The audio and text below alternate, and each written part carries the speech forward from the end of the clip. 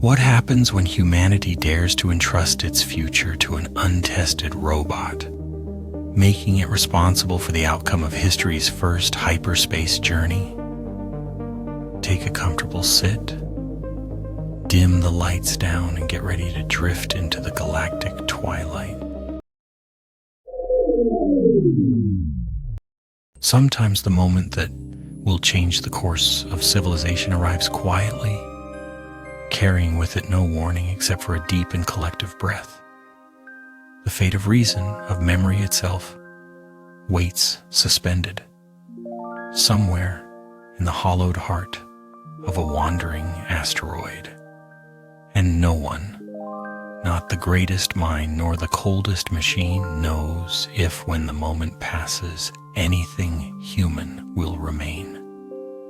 This is Hyperbase, a fortress of iron, cold as the vacuum beyond its walls, yet pulsing with fragile human hope. Across the dark expanse, far from the dust-ridden lanes of forgotten empires, it rests, an asteroid emptied and fortified, a sphere of security as precise as mathematics and as anxious as the minds that devised it.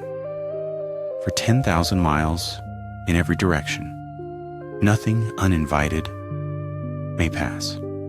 Here, privacy is enforced by the vigilance of machines and the resolve of those who built them. But even so, the uncertainty of the coming experiment gnaws at the edges of certainty. Within the gallery of the viewing chamber, the assembly waits. Officials, scientists, technicians, each playing their part in the unbroken ritual of anticipation. The air is heavy with the weight of silent speculation. Some hearts beat with hope, others with dread, but all are unified by the knowledge that the culmination of years, perhaps lifetimes, of effort is now only seconds away. It is not the first time humanity has gathered on the precipice of the unknown, but never before with quite this blend of arrogance and humility.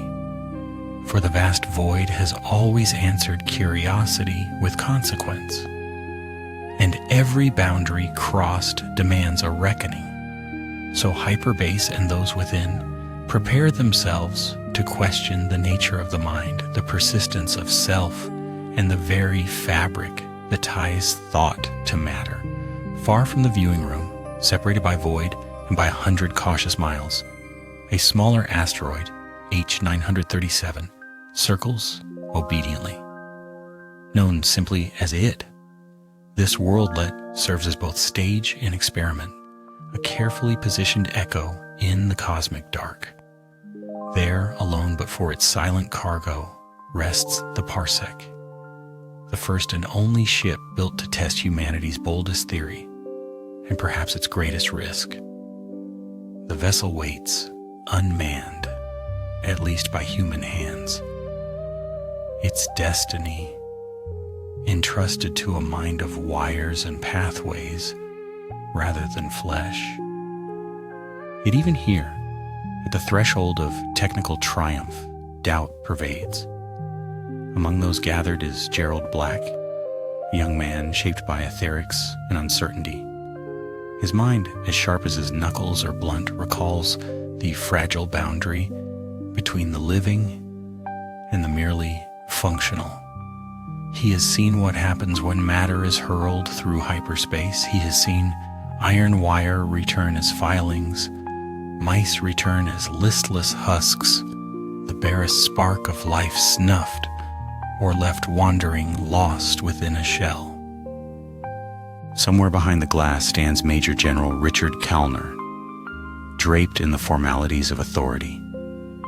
And beside him, the inscrutable Dr. Susan Calvin, her heart, so it is whispered, colder than the hyperspace she studies. Each in their way represents a different faith. The faith of command, the faith of logic, the faith of human persistence. Beyond the ritualized waiting and anxious talk, beyond even the reach of protocol, lies the true crux of the night. For this is not merely a test of machines, but a test of the soul, if such a thing can be measured in the language of positrons and proteins. The gathered minds have learned much. How to bring back wire, then mice, then a chimpanzee from the other side of hyperspace. But in each case, the cost was invisible, yet absolute. The unmaking of mind, the erasure of something subtle and irreplaceable. So it is on this night that risk becomes more than a calculation. It becomes an act of faith. Faith that a robot may cross the abyss and return not just intact, but unchanged in the essential way. Faith that the mind, artificial or otherwise, can pass through that which has erased so many before and return whole. Outside, the stars are impassive, witnesses to an experiment that may alter not just the boundaries of space, but the understanding of consciousness itself. Within the secure, carefully monitored silence of HyperBase, every thought, every breath is held in abeyance. For tonight, humanity's reach once again outstrips its grasp, and all that remains is to wait for the moment when risk and revelation converge. Time moves strangely within HyperBase. Seconds elongate, then fracture as the assembled minds replay again and again the sequence of choices that led to this moment. It is the habit of all who stand at the edge of the unknown to search for comfort in ritual, and so the personnel of HyperBase repeat old conversations, revisit prior failures, and reaffirm the boundaries that keep doubt at bay. Yet beneath the surface, uncertainty simmers, resisting containment. The base itself, carved into the asteroid's iron heart, is a testament to the paradoxes of progress. Within its armored shell, machinery hums with obedient precision, while the minds that direct it hover on the precipice of doubt. Surveillance is absolute. Security, a matter of mathematics and procedure. Even so, every corridor echoes with the silent question, have they accounted for everything? What subtle error, what unconsidered variable might turn triumph to tragedy in the cold light of hyperspace? Here, the distinction between watcher and watched blurs. The officials and scientists, the technicians and silent observers, all are, in their own way, both experimenters and subjects. Their own beliefs and assumptions are as much under scrutiny as the fate of the Parsec and its robotic pilot. For every innovation, every increment in understanding comes at the cost of unmasking another layer of ignorance. Gerald Black, still young in years but already weathered by the relentless cycles of research and disappointment, surveys the others with the practiced skepticism of one who knows how little certainty truly exists. His memories drift backward, the endless meetings, the heated debates about protocol and ethics, the celebrations after the first mouse returned alive, even if only briefly. The memory of that little life, flickering out within minutes, lingers in him more than any technical success. To Black, every gain is shadowed by loss, and the boundaries between progress and hubris grow ever thinner. His thoughts, like those of so many around him, drift toward Dr. Susan Calvin, a legend in the field of robotics, her presence here both reassurance and warning. Calvin, whose mastery of positronic brains is unrivaled, and whose reputation for cold logic is as much armor as method. It is said she measures success not only by what can be proven, but by what is yet to be understood. Her silence, in the moments before the experiment, is an indictment. Every solution, she knows, begets a new enigma. Major General Kallner stands as a symbol of order and consequence, his uniform immaculate, his demeanor the very image of institutional resolve.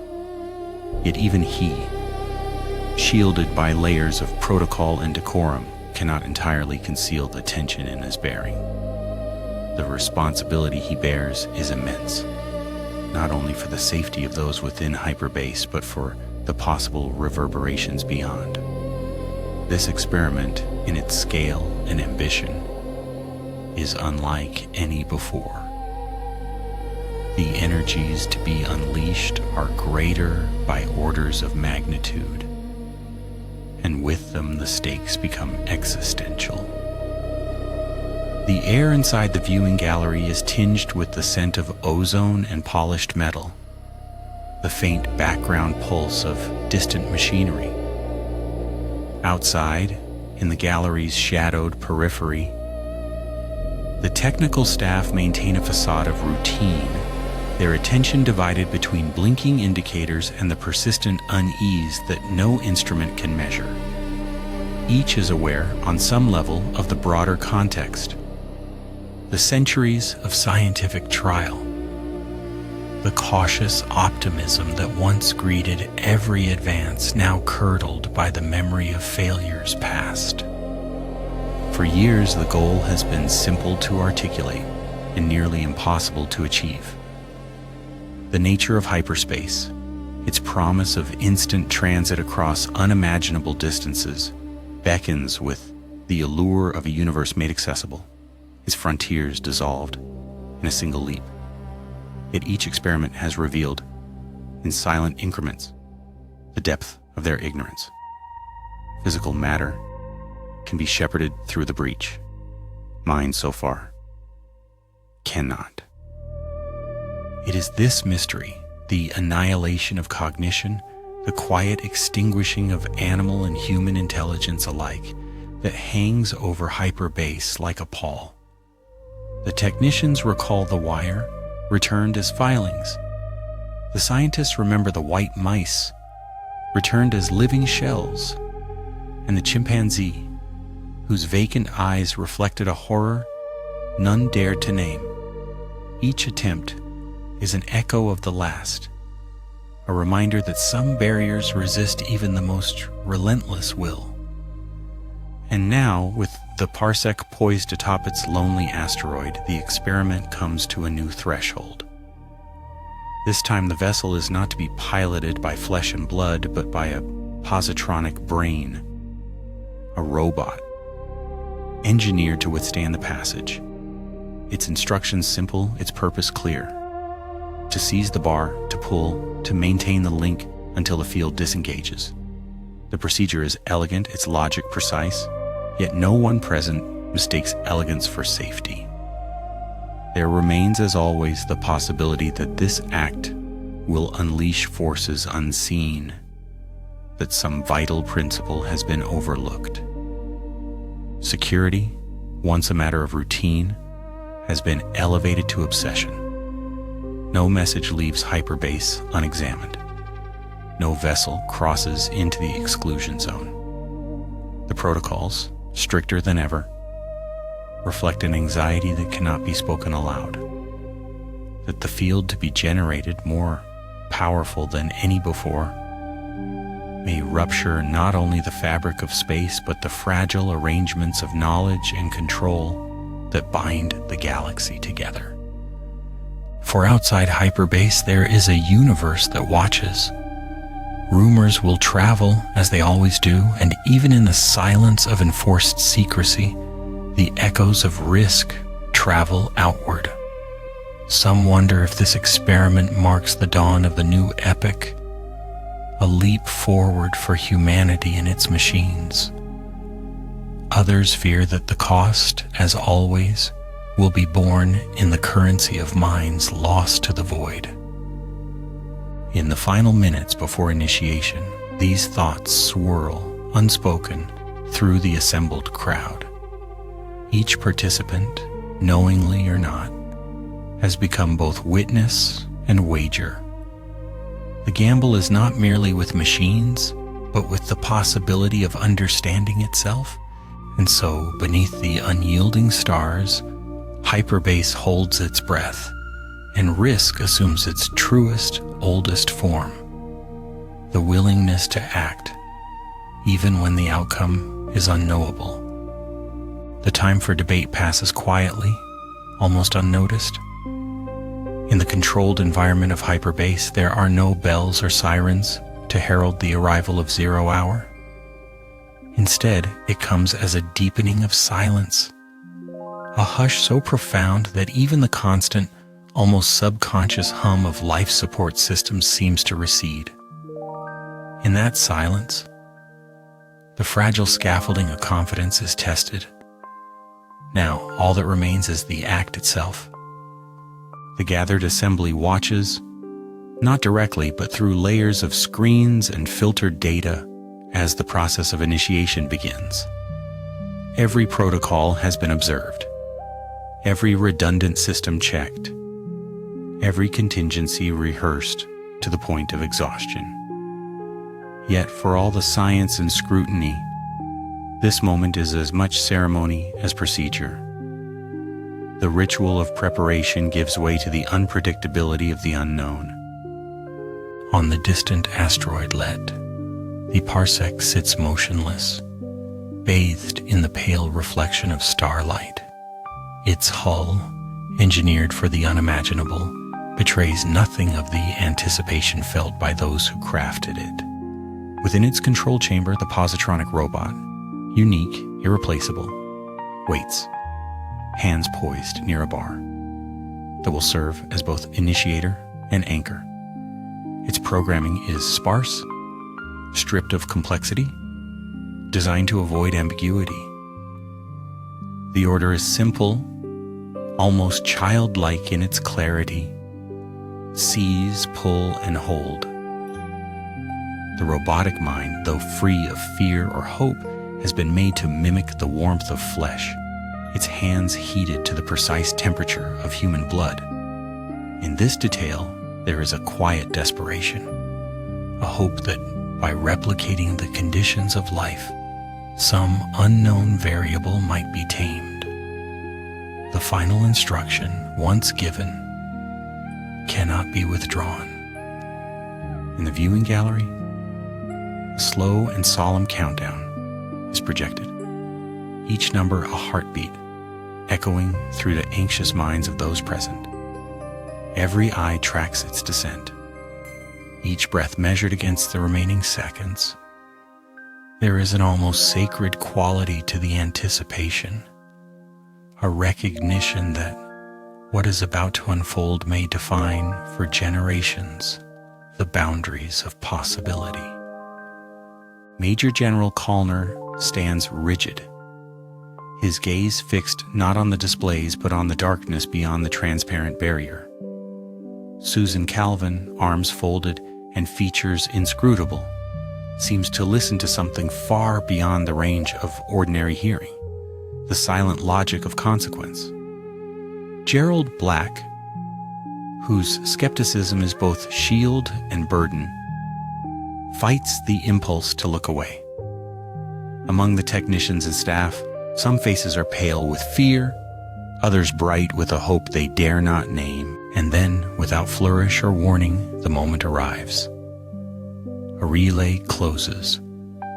Signals, planned and redundant, converge on the Parsec.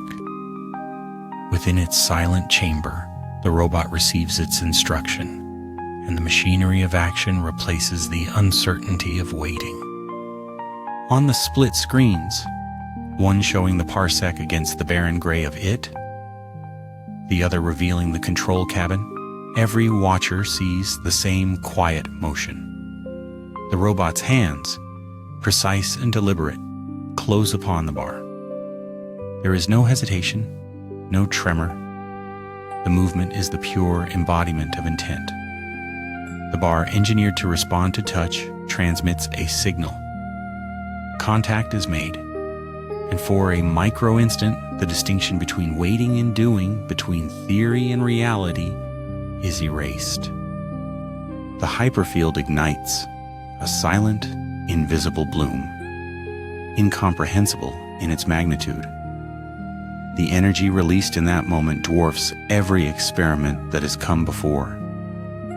Across a volume of space unguessable by any but the most daring equations, the very laws of physics are rewritten, bent to the will of curiosity and design. Yet, to those in Hyperbase, there is no immediate sign, no shuddering of the asteroid's structure, no cascade of alarms. The Parsec and its pilot are simply gone. On the screens, the image freezes, then dissolves into static and silence. The data streams so carefully monitored are momentarily empty. The silence that follows is not the peaceful kind, but the kind that bears the weight of expectation and the threat of failure. For a breathless moment, all of Hyperbase is suspended. Minds drift in that liminal space between what was and what might be, caught in the interval between risk and revelation. Some remember old failures, the iron filings, the hollow-eyed mice, the broken chimpanzee, and wonder if history has repeated itself.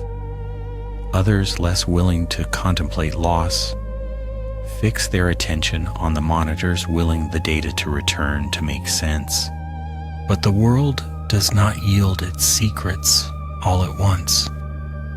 There is always a waiting, a pause that stretches, inviting reflection and fear in equal measure.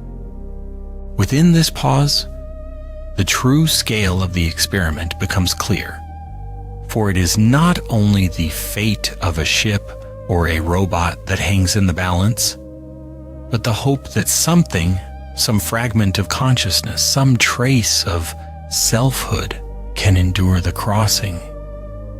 In this hope, all the dreams of Hyperbase are invested, and all the anxieties of its people are made manifest. Slowly, the monitors flicker back to life.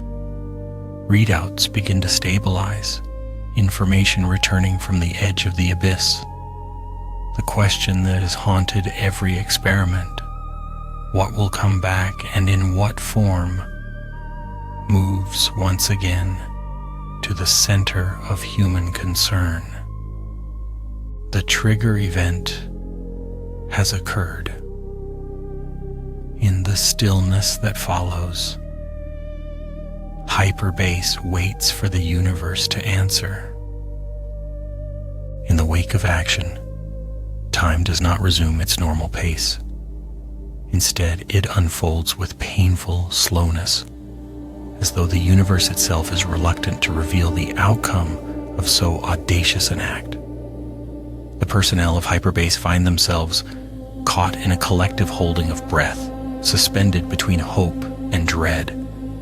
Each glance at the slowly reviving monitors is a search for meaning, for reassurance that the world has not been irrevocably altered by what has just transpired.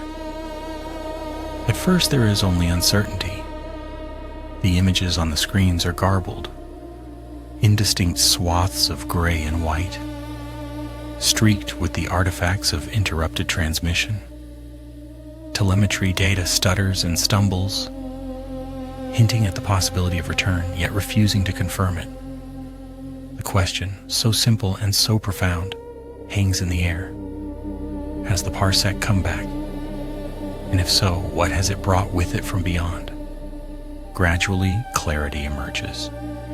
The outline of the small asteroid, H937, reasserts itself on the primary display.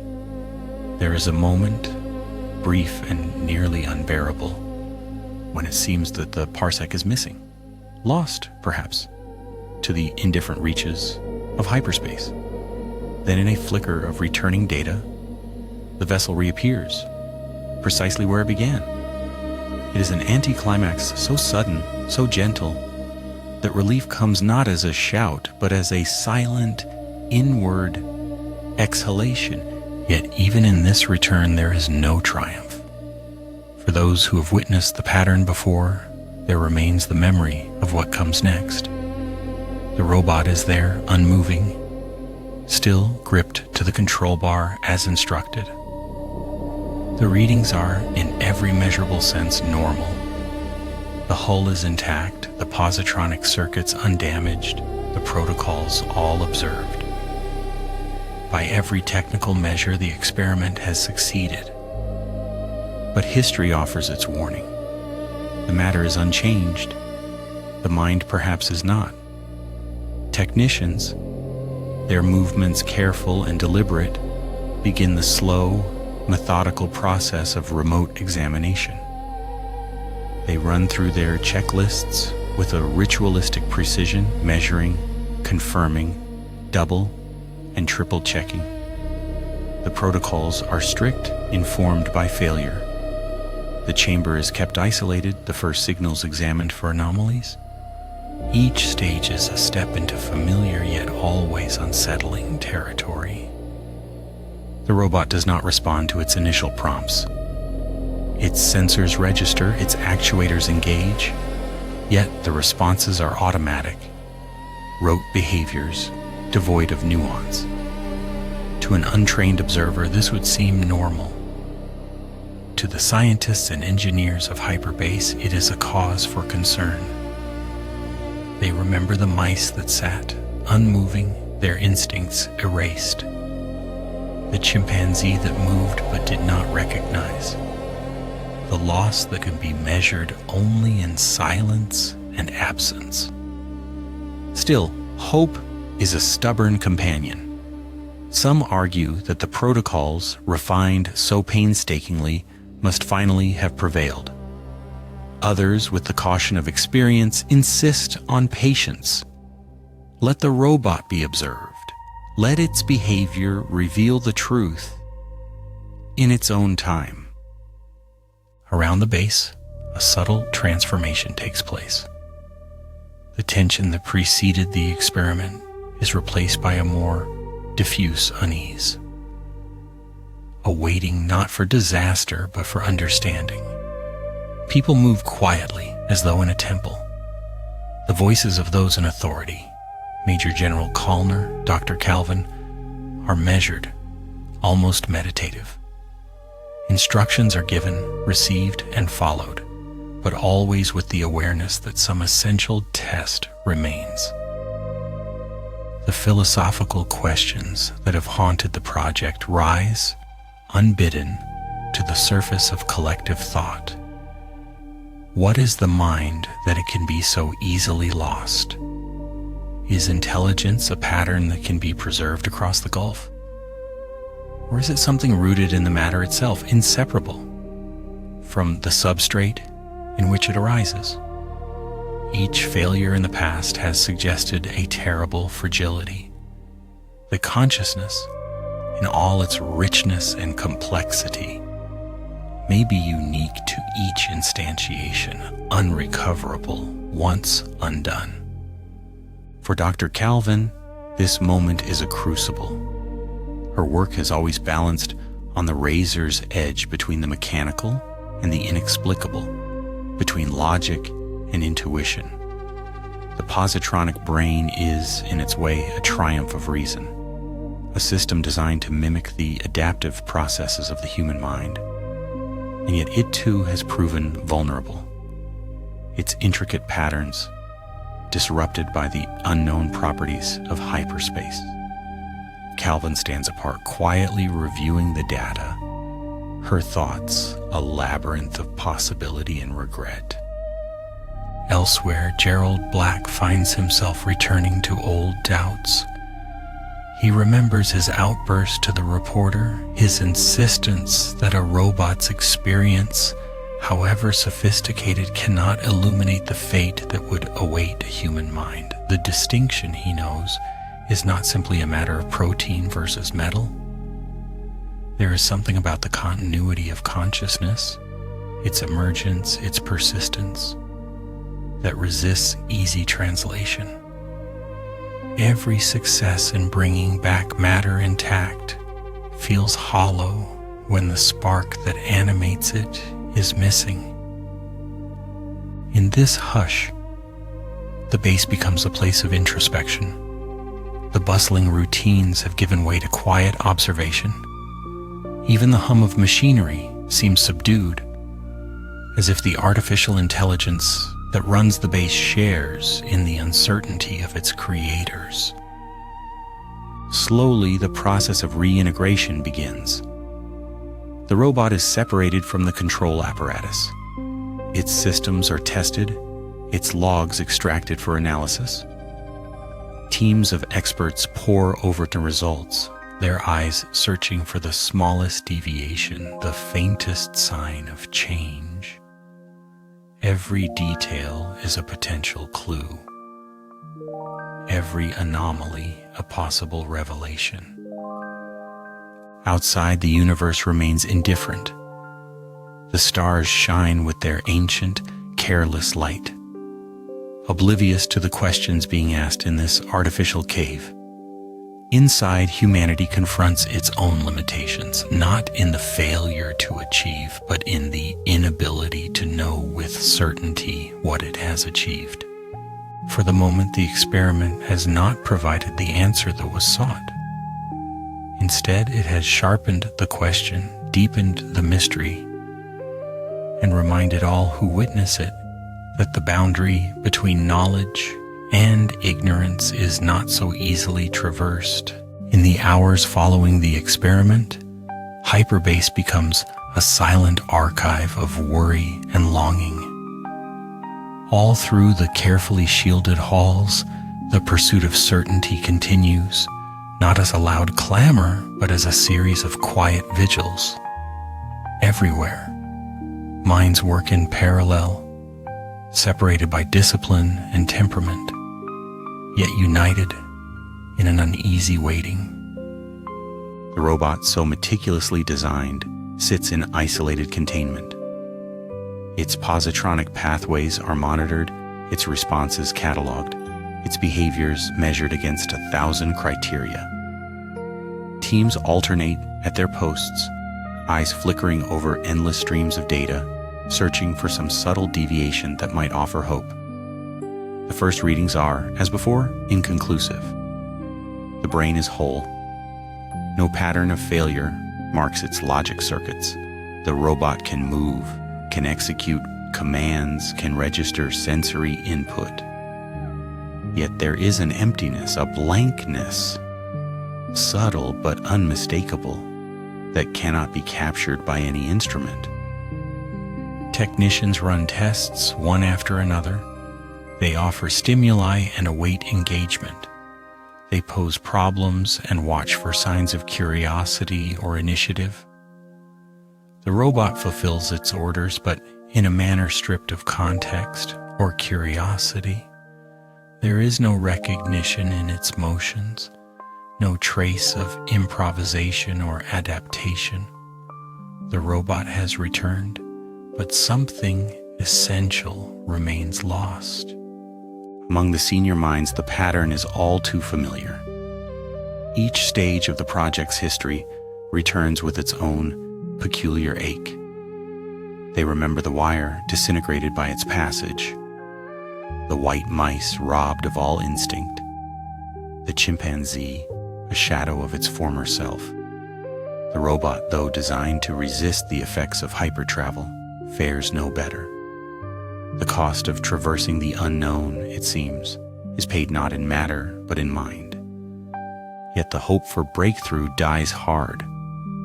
Some within the base urge patience.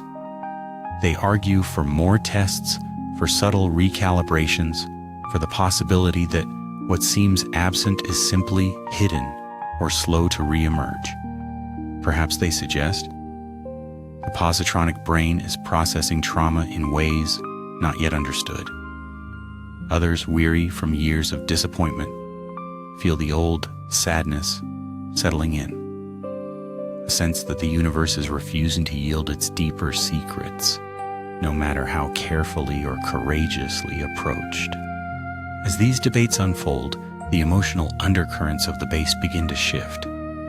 There is no open despair, no scenes of dramatic failure. Instead, there is a gentle quieting, a gradual acceptance, tempered by exhaustion and reflection. The experiment has ended not in disaster, but in a familiar ambiguity. Something has been accomplished, but not what was hoped for. The dream of safe passage through hyperspace, of minds, artificial or organic, surviving intact, remains elusive. In her private sanctum, Dr. Susan Calvin confronts the results with the cold clarity for which she is known. She does not look for solace in the numbers. She does not indulge in speculation. For Calvin, the evidence is as plain as it is devastating.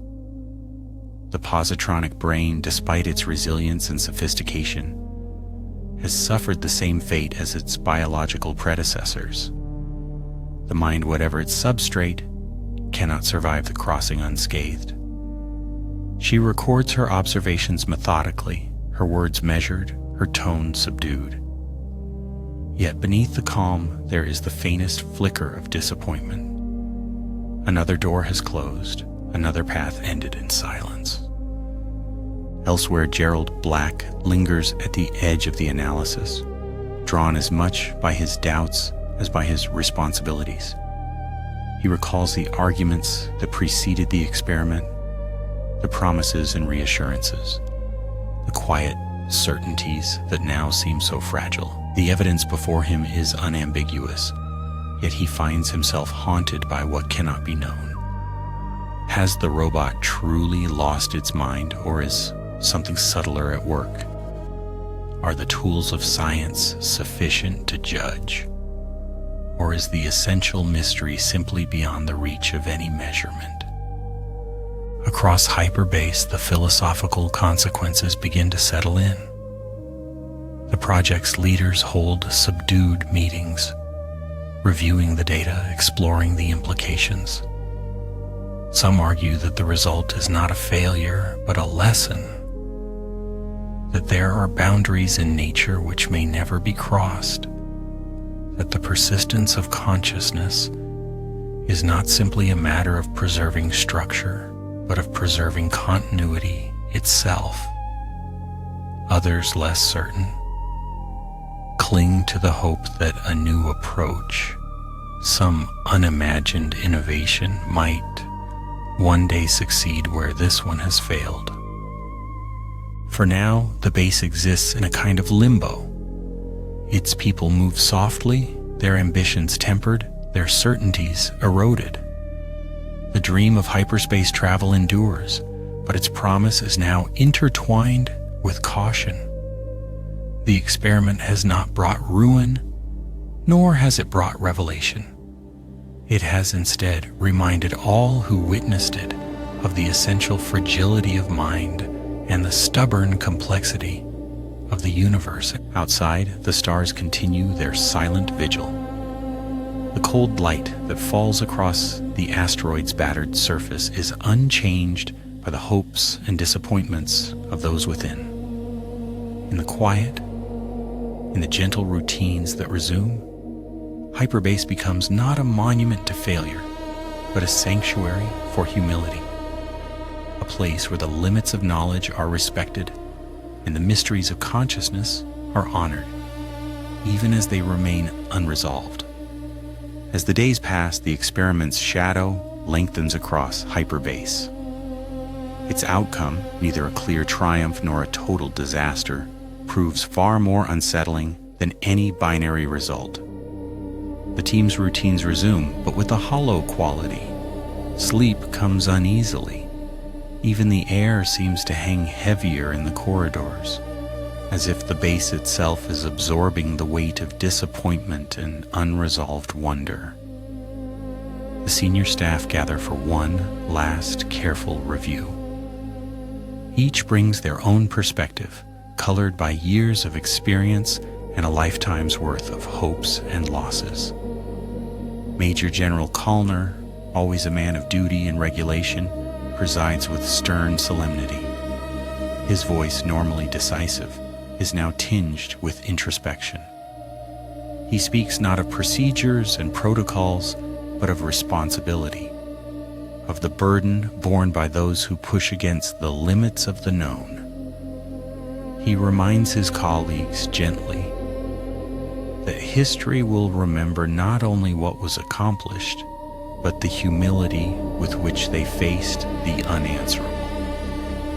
Dr. Susan Calvin sits with her customary reserve, her face betraying nothing, her mind already moving beyond the immediate results to the patterns and paradoxes underlying them. To her, the failure of the positronic mind to endure hyperspace intact is not simply an obstacle, but a message, a sign that consciousness, however engineered, may be bound to constraints that defy manipulation. She reflects on the difference between logic and being, between simulation and selfhood. For all the grandeur of science, there remain depths that resist not only understanding but even meaningful questioning. Gerald Black, meanwhile, is swept by a tide of personal reckoning. He finds himself wandering the silent halls, returning again and again to the observation galleries, peering out into the indifferent dark. He replays every step of the project, every argument, every hesitant hope. Black's skepticism, once a defensive armor, now leaves him exposed to an ache deeper than mere disappointment. The ache of a universe whose secrets may be finally beyond reach. Yet in this, he discovers an unexpected kinship with those who have come before. Generations of thinkers and dreamers whose work ended not with answers, but with better questions. A shift stirs within the staff too. The more junior members, once buoyed by the presence of legendary minds and grand machinery, now find themselves reckoning with a quieter, more personal realization that even in an age of iron certainty and positronic brilliance, the universe can still offer up silence in answer to its most persistent questions. They begin to speak in softer tones, lingering longer over their calculations, finding in their disappointment a kind of communion. Failure, shared and dignified, binds them in a way success never could. Across Hyperbase, a subtle recalibration unfolds. The experiment and its ambiguous result becomes a touchstone for discussions of philosophy, ethics, even faith. It is not merely a technical problem to be solved, but a living reminder that not all boundaries are meant to be crossed. The news, tightly controlled and heavily censored, filters slowly out into the wider galaxy, interpreted and reinterpreted according to the needs of distant institutions and factions. The general public learns little of the real event, only that another experiment has been conducted, that progress is ongoing, that the frontier endures. But those who were present, who watched the moment unfold and felt the pause in the aftermath, are changed. Their ambitions are tempered, their arrogance gentled by the encounter with the unknowable. Some contemplate leaving, retreating from the frontier to more certain ground. Others, restless and undeterred, begin to speculate anew, imagining yet more radical methods, new ways of thinking, perhaps even other dimensions of inquiry. Yet all feel the lingering presence of risk, a sense that the boundaries of mind and matter may be, after all, sacrosanct.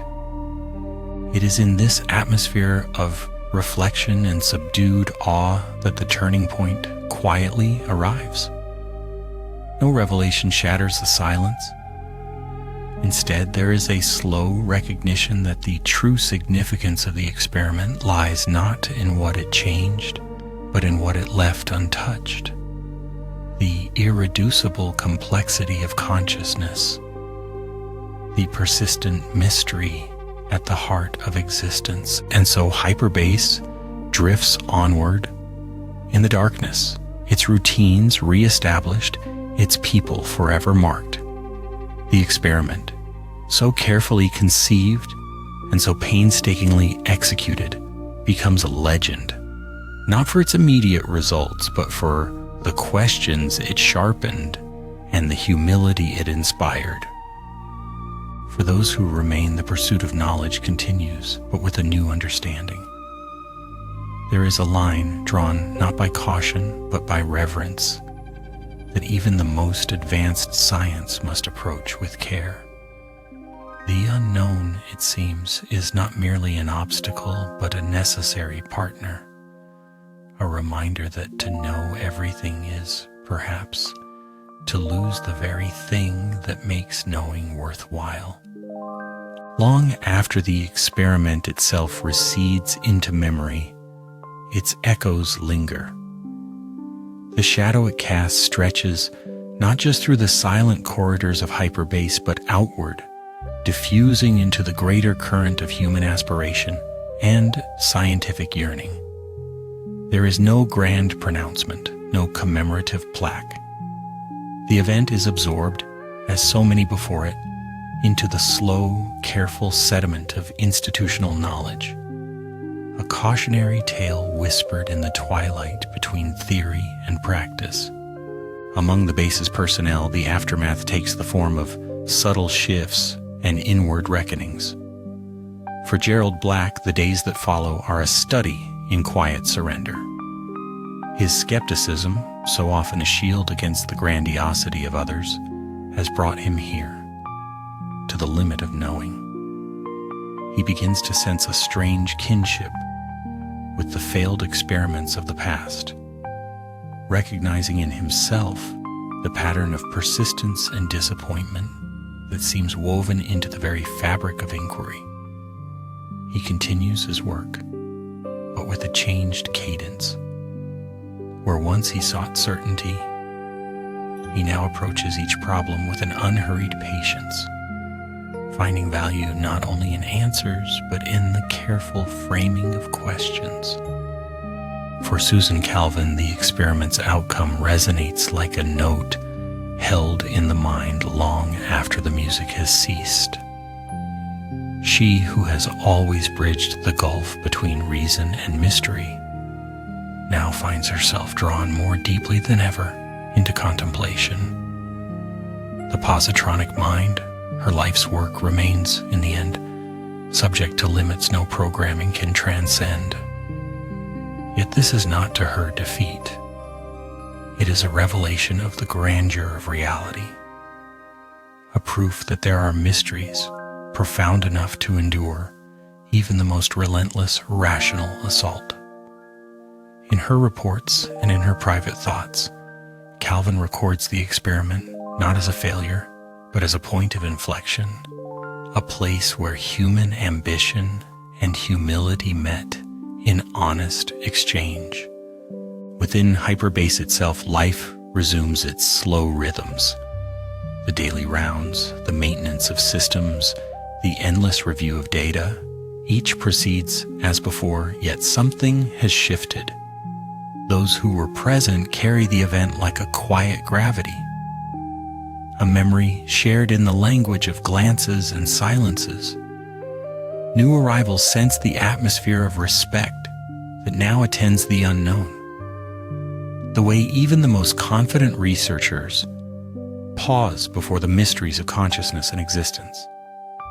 It is not fear, nor is it resignation. Rather, it is the birth of a kind of wisdom, subtle and cumulative, that grows out of the willingness to accept boundaries as a form of understanding. Beyond the asteroid, word of the experiment spreads in muted waves. Official communiques speak in the language of caution and perseverance, emphasizing the progress made, the knowledge gained. But among the wider scientific community and in the distant corners of human settlement, the story takes on a quieter life. It is recounted not as the story of a technological milestone, but as a parable, one more chapter in the long, humbling history of the species' dialogue with the cosmos. In some corners, the event provokes debate and reevaluation. Philosophers and ethicists find new material in its outcome, wrestling with questions of personhood, continuity, and the possibility of preserving identity across unimaginable distances. Theologians seize upon its lessons, seeing in the limits of science an affirmation of the sacred, the untouchable. For the practitioners of science itself, the experiment's legacy is more complex, a reminder that even the most rigorous inquiry must sometimes yield to silence, and that wisdom consists as much in knowing what cannot be known as in mastering what can.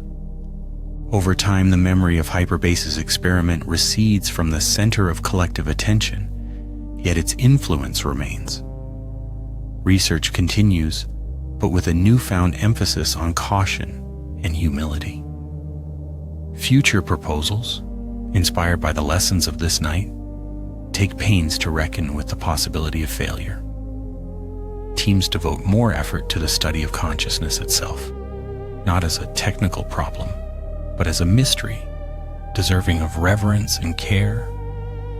For those whose lives have been shaped by the project, the experiment is both a closing and an opening. It marks the end of a particular ambition, the hope of mastering hyperspace without cost to mind, but it also marks the beginning of a deeper quest. There is now a greater openness to questions once set aside. What is the nature of selfhood? What is the value of persistence in the face of cosmic indifference? What, if anything, lies beyond the reach of human or positronic memory? And always the stars remain. The asteroid that cradles Hyperbase drifts onward, indifferent and eternal. The experiment becomes part of the quiet archive of human striving, a story told in hushed tones, a lesson inscribed not in disaster, but in the soft, necessary acceptance of mystery. In this way, the true climax of the event is not a moment of revelation, but a long, slow unfolding of perspective. The universe, vast and unyielding, is not an adversary to be conquered, but a companion in the endless process of wondering. Hyperbase, its experiment complete, enters a new era, not of conquest, but of reflection, and of the serene courage that comes from having faced the unknown and accepted its silence. As the cycles of days and years progress, the experiment at Hyperbase slowly drifts into legend, its echoes lingering in the academic records and the whispered debates of distant universities, on research stations orbiting far suns, and in the corridors of institutions that govern the direction of progress. There are no grand memorials, no monuments. Instead, there is a subtle, persistent current of caution and humility woven through the fabric of all subsequent inquiry. For the next generation of scientists and thinkers, the lesson of Hyperbase becomes a touchstone, a boundary event. Its story is taught not as a tale of failure, but as a guide to the responsibilities inherent in ambition.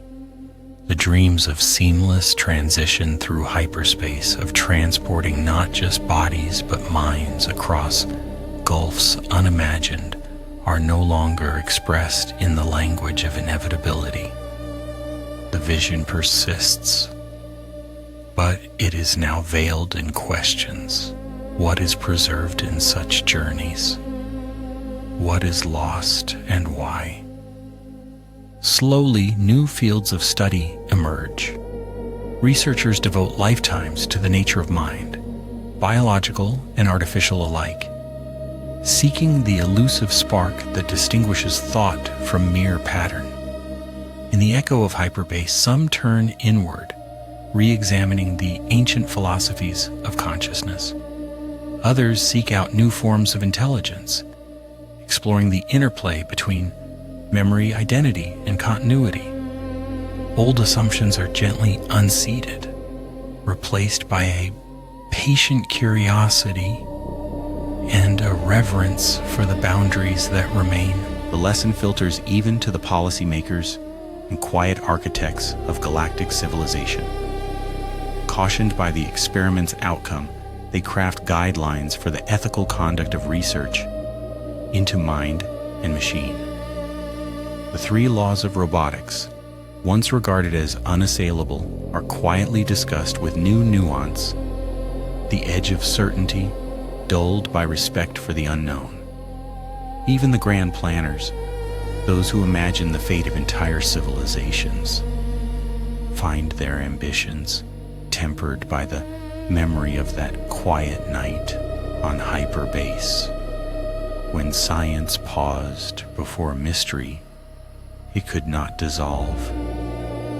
Far beyond the realm of formal research, the event shapes culture in more subtle ways. The story finds its place in the folklore of distant colonies, where travelers speak of the price of curiosity and the value of humility. It is recounted in the teachings of scholars and sages, not for its technical details, but for the questions it leaves hanging in the mind. In time, it is woven into the fabric of myth, a parable for those who would seek to know all things, a gentle warning that some doors open only onto silence. And so the asteroid that once housed Hyperbase becomes just another wandering stone, its chambers gradually reclaimed by cold and silence, its systems left asleep beneath layers of cosmic dust. Yet the true legacy persists, scattered in the thoughts of those who remember. For each who comes after, the universe is subtly different, not because of what was accomplished, but because of the questions that were asked and the willingness to stand for a moment on the edge of knowing and listen to the quiet refusal of the cosmos. Generations pass, technology continues its advance, and the old ambitions are never fully abandoned. There are always those who dream of bridging the final gap, of carrying not just matter, but the flame of consciousness untouched across the chasm. The story of Hyperbase serves as both challenge and comfort, a reminder that caution and wonder are companions, and that the truest measure of progress is not always found in victory, but in the grace with which uncertainty is embraced. Among the stars, life and mind continue their slow, intertwined unfolding. The boundaries of understanding shift, but never disappear. Each discovery, each new advance is now tempered by the memory of humility. The enduring silence that followed the experiment has not discouraged curiosity, but it has refined it, granting the next explorers a deeper patience, a respect for the intricacies of thought, and a quiet courage to ask again and again not only what can be done, but what should be risked and why. In the end, Hyperbase becomes a story told at the threshold of sleep, a whispered invocation for those who reach beyond the known. It is a promise that in every act of seeking, there is both risk and beauty, that the universe's most enduring gift is not its answers, but its mysteries. In the quiet aftermath, Hyperbase falls still. The experiment becomes a memory, a gentle echo in the collective mind of a species that endures through questions more than through answers. Far from the noise of empires and the proclamations of progress, it stands as a testament to the strength of restraint and the grace that comes from accepting what cannot be changed somewhere beyond the stars drift on, indifferent to human hope and machine logic alike. Yet within that indifference is the space for all wonder, a reminder that not every mystery is meant to be solved, and not every boundary is there to be crossed. Instead, in the patient silence after the seeking, something new is born. Reverence, humility, and the quiet courage to dream anew. And so the story of Hyperbase fades into the background of the cosmos, a soft, enduring whisper, promising that the universe in all its vastness is most generous, not in its revelations, but in its mysteries.